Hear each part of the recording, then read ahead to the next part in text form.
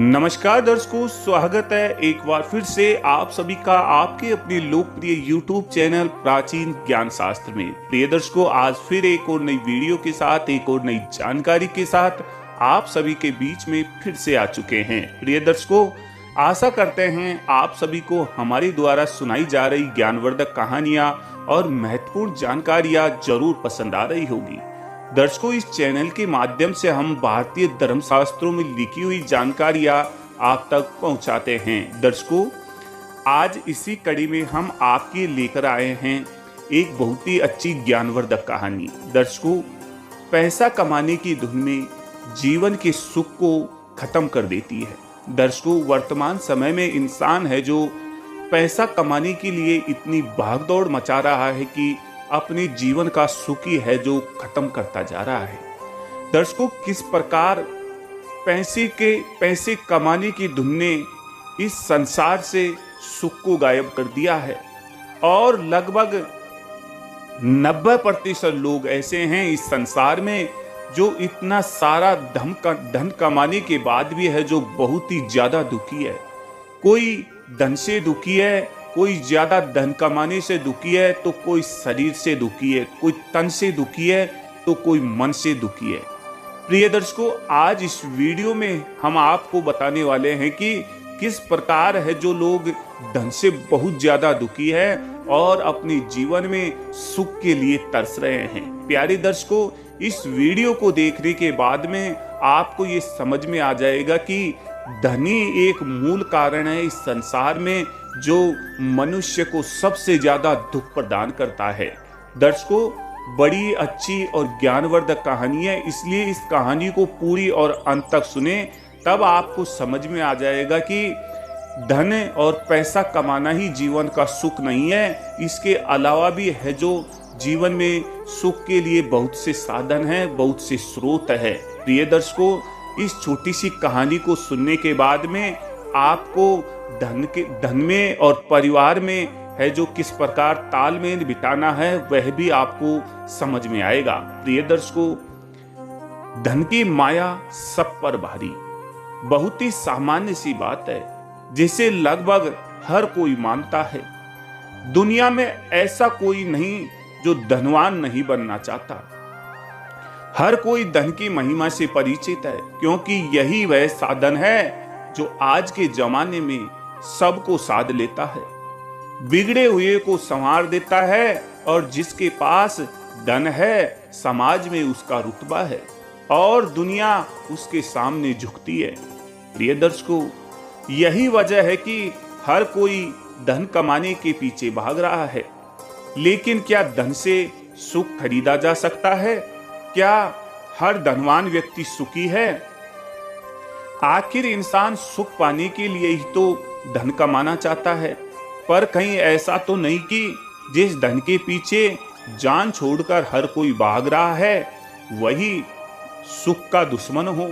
आज की कहानी यही बताती है कि कैसे पैसा कमाने की धुन में जीवन के सुख को है जो खत्म कर दिया है। तो प्रिय दर्शकों, बने रहे इस वीडियो के साथ। आज हम एक छोटी सी कहानी के माध्यम से इस प्रसंग को बड़े ही रोचक ढंग से आपको समझाने वाले हैं। दर्शकों, इस कहानी को, इस प्रसंग को शुरू करने से पहले एक छोटी सी गुजारिश और करना चाहूंगा मैं आपसे। प्रिय दर्शकों, अगर आप भी अपने जीवन में कुछ नया सीखना चाहते हैं, कुछ नया ज्ञान प्राप्त करना चाहते हैं, तो आज ही इस चैनल के साथ जुड़ जाइए। चैनल को सब्सक्राइब कर लीजिए और बेल आइकन को ऑन कर लीजिए। साथ ही साथ कमेंट्स बॉक्स में अच्छे कमेंट्स जरूर कर दीजिए। तो दर्शकों, शुरू करते हैं आज की ये ज्ञानवर्धक कहानी। प्रिय दर्शकों, किसी नगर में एक सेठ रहते थे। उनके पास अपार संपत्ति, कोठी, घोड़ा गाड़ी यानी कि सुख का हर वह सामान था जिसकी हर कोई कामना करता है। कोई चीज नहीं थी तो वह था सुख चैन। प्रिय दर्शकों, एक सेठ था और सेठ के पास सब कुछ था, अपार संपत्ति थी, घर, गाड़ी, घोड़ा गाड़ी, मतलब सुख का हर सामान उसके पास था। सिर्फ एक चीज नहीं थी, वह था सुख और चैन। उनके मन में हमेशा बेचैनी बनी रहती थी। बड़ी सी कोठी में सेठ सेठानी रहते थे। बच्चे विदेश में रहते थे और उनके घर के ठीक सामने मजदूरों का एक परिवार रहता था। उस परिवार में 6 सदस्य रहते थे। घर में धन की कोई कमी नहीं। उसी प्रिय दर्शकों, उस परिवार में 6 सदस्य रहते थे। घर में धन की कमी थी। दोनों समय भोजन की ही ठीक ठाक व्यवस्था हो पाती थी। इतने उस घर की कमाई थी। प्रिय दर्शकों, सेठ की जो हवेली थी, जो बंगला था, उसके सामने एक मजदूर परिवार रहता था। उसमें 6 सदस्य थे और उनकी कमाई इतनी थी कि वो 2 वक्त की रोटी है जो भोजन का इंतजाम वो कर लिया करते थे। प्रिय दर्शकों, इसके बावजूद उस घर में हमेशा ठहाकों की आवाज सुनाई पड़ती थी। रोज शाम को परिवार के सदस्य एक साथ घर पर जमा होते और महिला खाना बनाती और साथ में शुरू होता हंसी ठहाकों का दौर। सब हंसते गाते और जमकर खाना खाकर सो जाते।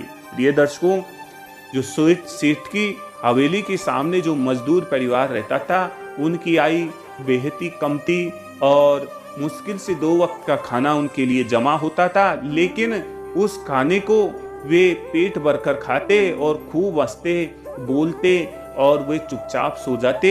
यह दृश्य सेठ और सेठानी रोज देखा करते थे।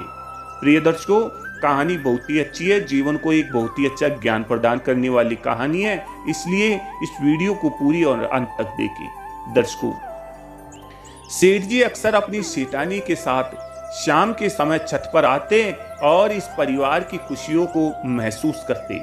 उस समय उनको अपने दुख और अधिक सहलाने लगते। एक दिन सेठ के घर एक संत आए और उनके भोजन सत्कार के बाद सेठ उन्हें लेकर छत पर आए। उन्होंने भी सामने हंसता खेलता परिवार देखा और सुखी हुए। तब सेठ ने उनसे पूछा कि हम धनवान होकर भी सुखी नहीं हैं और ये लोग गरीब होकर भी इतने सुख से जी रहे हैं, इसका कारण क्या है? प्रिय दर्शकों, सेठ ने पूछा कि महाराज, आप उस संत से पूछा, महाराज आप देख रहे हैं हम इतने धनवान हैं फिर भी हम सुखी नहीं हैं, लेकिन ये इतने गरीब है लेकिन फिर भी देखो कैसे हंस रहे हैं, खिल रहे हैं और अपना सुखी से जीवन काट रहे हैं, इसका क्या कारण है?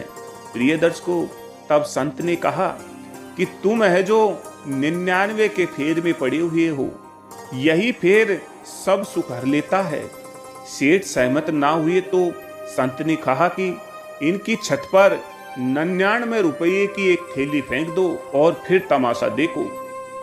प्रिय दर्शकों, बड़े ध्यान से सुनना इस कहानी को। उसी रात सेठ ने थैली फेंक दी। प्रिय दर्शकों, उसी रात सेठ जी ने 99 रुपये की एक थैली उस परिवार की छत पर फेंक दी। दूसरे दिन वो थैली है जो मजदूर को मिल गई। इतना धन पाकर वह बौखला गया और फिर उसके मन से धन जमा करने की लालसा जागी। उसने अपनी पत्नी से कहा कि अगर हम 1 रुपया और जोड़ ले तो पूरा सैकड़ा जमा हो जाएगा जो भविष्य में काम आएगा। इसके साथ ही उस परिवार ने अपने खान पान में कटौती चालू कर दी। पहले जिस रसोई की सुगंध आसपास के लोगों की भी भूख जगा देती थी, अब सूनी हो गई। 1 रुपया जमा होने के बाद एक और का सिलसिला चालू हो गया। शाम को जमा होने वाले परिवार के सदस्य रुपया कमाने के लिए देर रात तक घर आने लगे। हंसी ठहाके अब उस घर से विदा हो गए थे। हाँ, पैसा जरूर जमा होने लगा था, पर भविष्य के चक्कर में वह परिवार वर्तमान की खुशियां को खो चुका था। 1 महीने बाद संत फिर आए और उस परिवार को देखा और फिर सेठ को देखकर मुस्कुराए। सेठ ने हाथ जोड़ लिए और मान गए कि धन का अत्यधिक मोह ही सारे दुख की जड़ होती है। प्रिय दर्शकों, धन से जरूरत पूरी होती है लेकिन सुख नहीं मिलता है। तो देखा आपने, धन जीवन यापन के लिए आवश्यक है पर जीवन को सुखी बनाने के लिए नहीं है। जीवन को सुखी बनाना है तो अपनों का साथ और अपनों के साथ बिताया गया सुंदर समय है। धन का अपना महत्व है पर धन जीवन के सुख की जगह नहीं ले सकता। तो आज से ही परिवार के साथ अच्छा और अधिक समय बिताइए। ताकि बाद में अफसोस ना रहे। तो प्रिय दर्शकों, आपने जाना कि धन है जो किस प्रकार दुखों का कारण होता है। प्रिय दर्शकों, इसीलिए हमें जरूरत से ज्यादा धन नहीं कमाना चाहिए। प्रिय दर्शकों, कबीरदास जी ने सही कहा है कि साईं इतना दीजिए जामे कुटुंब समाए और औरन को भी शीतलता मिले। और प्रिय दर्शकों, साईं इतना दीजिए, माफ कीजिएगा, साईं इतना दीजिए कि जामे कुटुंब समाए और मैं भी भूखा ना रहूं तो साधु भी भूखा ना जाए। प्रिय दर्शकों, श्लोक का अर्थ है कि हे भगवान, मुझे इतना ही धन दीजिए कि मैं भी भूखा ना रहूं और मेरा परिवार भी भूखा ना रहे, साथ ही साथ मेरे द्वार पर आया हुआ साधु भी भूखा ना जाए। तो दर्शकों, ये थी एक छोटी सी जानकारी। आपको यह जानकारी जरूर पसंद आई होगी, ये छोटी सी कहानी जरूर पसंद आई होगी। दर्शकों, अगर इस कहानी में हमसे कोई त्रुटि हो गई हो तो प्लीज हमें माफ करिएगा। तो दर्शकों, मिलते हैं एक और नई कहानी के साथ, एक और नई जानकारी के साथ। तो दर्शकों, आशा करते हैं इस कहानी को आप सभी अपने इष्ट मित्रों के पास जरूर शेयर करेंगे। तो दर्शकों,